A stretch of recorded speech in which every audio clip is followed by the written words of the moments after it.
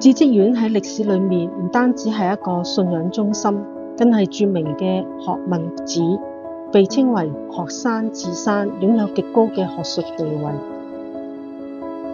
喺全盛時期，曾經擁有大約6000名嘅學僧，係負責培訓一啲嘅僧侶，傳授教法嘅最高指導機構。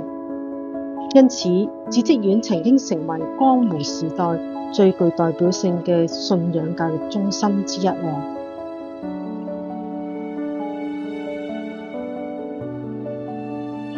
信仰如果真係我哋生命嘅導航者，認真嘅追求同埋認識係理所當然嘅。聖經以弗所書中，保羅為信徒咁樣代禱，求賜人智慧同埋啟示嘅靈，幫助信徒，叫佢哋能夠真知道他，並且照明你哋心中嘅眼睛，使你哋知道佢嘅恩召有何等嘅指望，並知道他向我哋呢啲信嘅人所顯嘅能力係何等嘅浩大。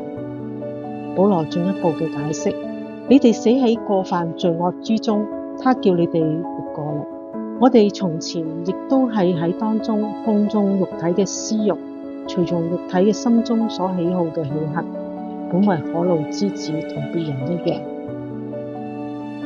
然而，神既有豐富嘅憐憫，因他愛我哋嘅大愛，當我哋死喺過犯中嘅時候，便叫我哋與基督一同嘅氣活過嚟。你哋得救係本乎恩，也因着信。這並不是出於自己，乃是神所賜的，都唔係出於行為，免得有人自誇。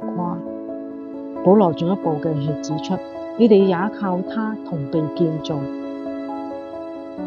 成為咗神藉着聖靈居住嘅所在。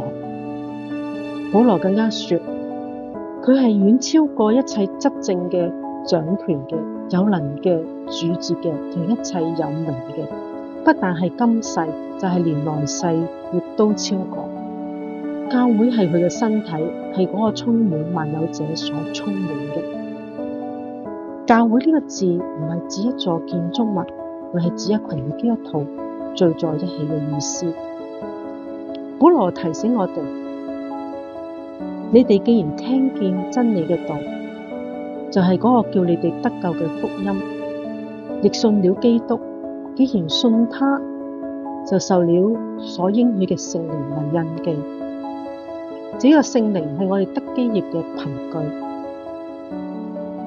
曾經嘗過主恩滋味嘅信徒，唔好遺忘喺基督裏面曾經擁有過天上各樣嘅屬靈福氣。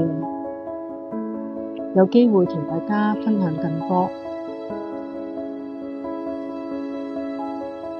歡迎大家同別人分享、點讚同留言。